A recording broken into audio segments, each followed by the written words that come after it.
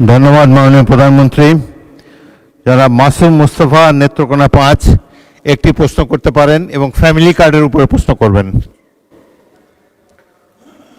ধন্যবাদ মাননীয় স্পিকার।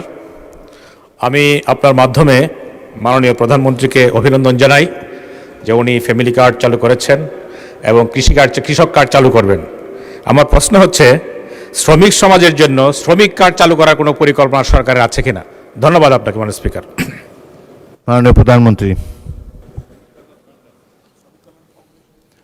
মাননীয় সংসদ সদস্য, আপনাকে আন্তরিকভাবে ধন্যবাদ আপনার প্রশ্নের জন্য।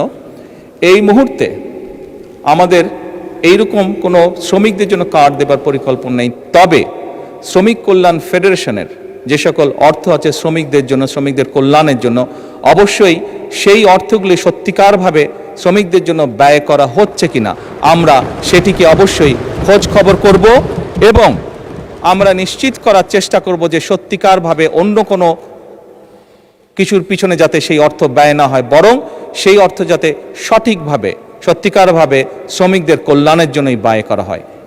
আমাদের সরকারের এটি থাকবে অন্যতম প্রধান লক্ষ্য। ধন্যবাদ মাননীয় সংসদ সদস্য।